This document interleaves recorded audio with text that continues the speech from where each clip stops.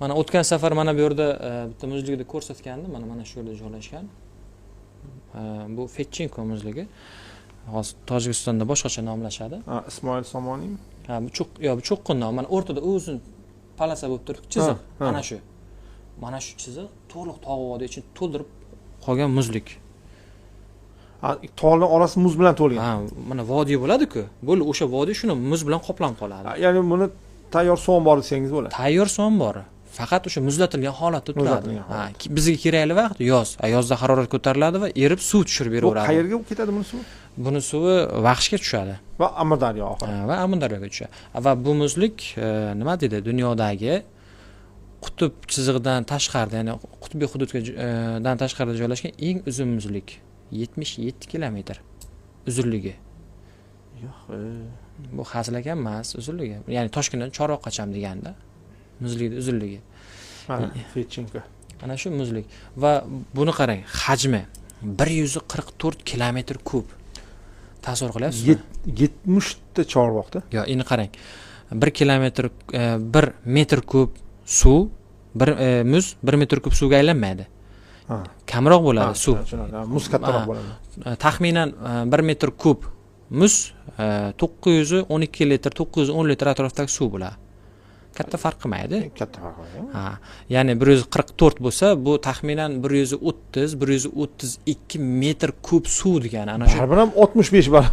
Ha, baribir ham 65 barobar Chorvoqdan katta. Mana shu yerda juda qiziq narsani aytib o'taman.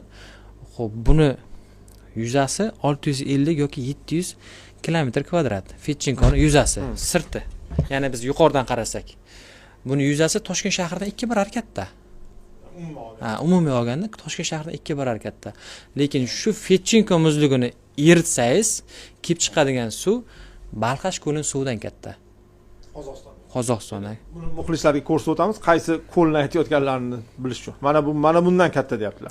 Endi ikkalasini bittada sig'adigan qilib ko'rsatsangiz, mana u narigini topa olmaysiz. Bu mana oppoqroq turgan joyda bir 4 dan 1 qismi hududini egallab turibdi xolos. Bu yuqori endi Balqash juda katta u. Endi bu juda katta Balqash. Oddiy mana Aydarko'l mana bu yerda ko'rinib turibdi. Mana Aydarko'l hajmi bilan solishtirib ko'ramiz. Aydarko'l hajmi hozir suv kamayapti uni ham 36-37 kilometr kub. Eng maksimalga yetgan vaqti 42 bo'lgan. 3 barobarda. Yo'q, bu ya'ni Aydarko'lning 3 barobar katta suv mana shu Fetchenko muzligida saqlanib turibdi. Chuqurmi bu? Nimaga bunchalik ko'p bu yerda? Chuqur. Chunki masalan yonida turgan Ibn Sino cho'qqisi turibdi-yu, 7400 necha metr turibdi. Qarang, muzlikning eng yuqori qismi 7500 ga yaqin, eng pastki qismi 2900 metr. O'sha vodiyni to'liq qoplagan ichini muz bilan.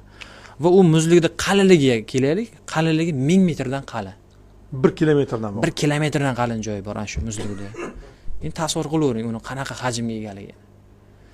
Ya'ni bizga faqat xaritadan bir qarasak, xuddi oppoq dog'lardek ko'ringan narsa, lekin butun boshli nima deydi, qishloq xo'jaligi shuncha insonning faoliyatiga juda katta ta'sir qiladigan, mana bunaqa chuchuk suv manbai bo'ladigan juda katta roli borligini biz 3D formatda o'tkazib o'rgansak, keyin tushunib yetamiz.